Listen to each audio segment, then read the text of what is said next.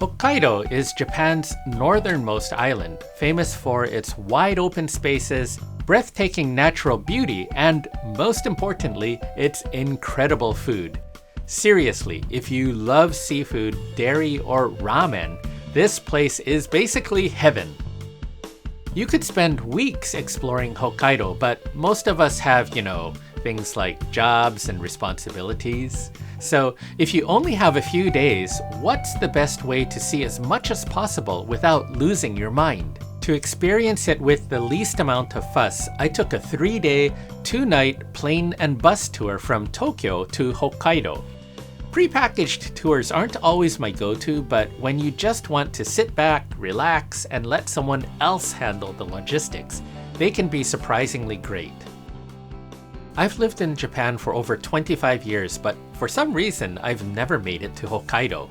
Join me as I experience Hokkaido for the very first time. There are a lot of different tours that will let you experience Hokkaido at all different price points.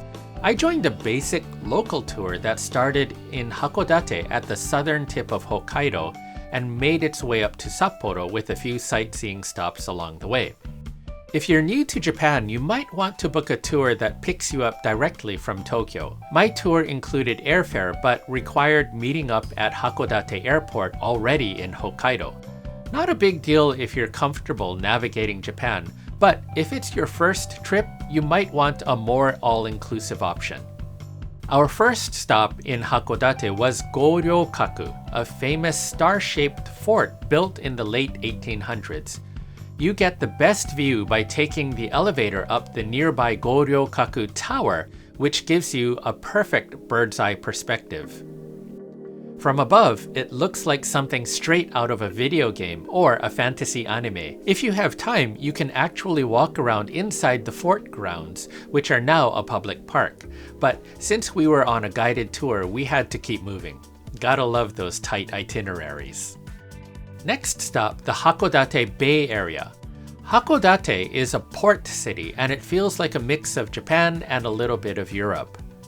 The harbor is super picturesque, lined with old red brick warehouses that have been converted into shops and cafes. A great spot for a lazy afternoon stroll, a coffee break, or impulse souvenir shopping. At sunset, our bus climbed up Mount Hakodate to see what is known as one of Japan's top 3 night views, sometimes called a $1 million view. Luckily, you don't need to spend $1 million to see it, but you do need to dodge 1 million people with selfie sticks trying to get the perfect Instagram shot. Dinner was included, and we had a full meal of rice cooked with abalone, scallop sashimi, and grilled salmon. But Hakodate is famous for hairy crabs, and that was the star of the show. Hairy crabs don't have a ton of meat, but under those hairy little legs, inside the main shell, is the rich, buttery crab miso, basically brains and guts. If you can stomach it, it's a super concentrated crab flavor bomb. Definitely worth a try. After dinner, I wasn't quite done with the seafood, so we took a short cab ride outside the tourist area to a local sushi spot called Kantaro.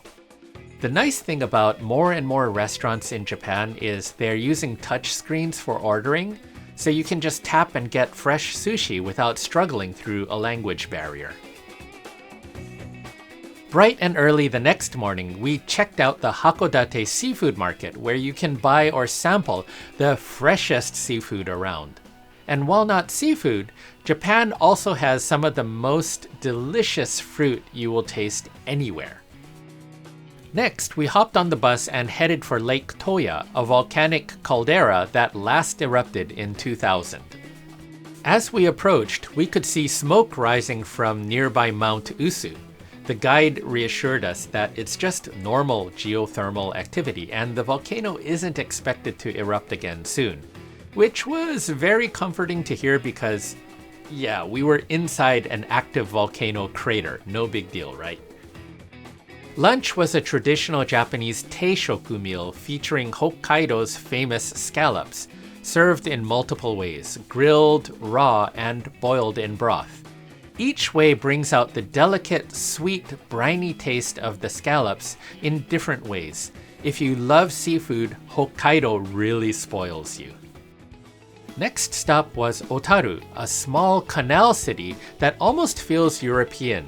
It's famous for glassware and music boxes, but even if that's not your thing, it's just a great place to wander. The town has an old-fashioned romantic vibe, kind of like a Christmas movie set, but set in Japan. By the evening, we finally reached Sapporo, Hokkaido's largest city, and what better way to celebrate than with a snow crab and king crab feast? This was also included in the tour already, but there are so many restaurants to choose from in Sapporo. You can definitely find something that fits your taste. Before calling it a night, we checked out the old clock tower, Odori Park, and the Sapporo TV tower, which were beautifully lit up. Sapporo has a laid-back nightlife vibe. Compared to Tokyo, it's more chill and less chaos. The next morning, a hurricane rolled in, bringing strong wind and rain. Thankfully, Japan's convenience stores saved the day again. You can buy an umbrella in 30 seconds at a 7-Eleven, Lawson, or Hokkaido's local chain, Seiko Mart. First stop, we visited Sapporo's Nijo Market, a seafood market where locals and restaurant chefs come to buy fresh ingredients straight from Hokkaido's waters. If you love sushi, kaisendon, bowls of seafood over rice, or fresh seafood in general, this place is a must visit. We grabbed breakfast at one of the small market restaurants, enjoying a kaisendon filled with uni sea urchin, ikura salmon roe, squid, tuna, and fatty salmon slices. When it comes to freshness, it doesn't get much better than eating seafood straight from the morning catch.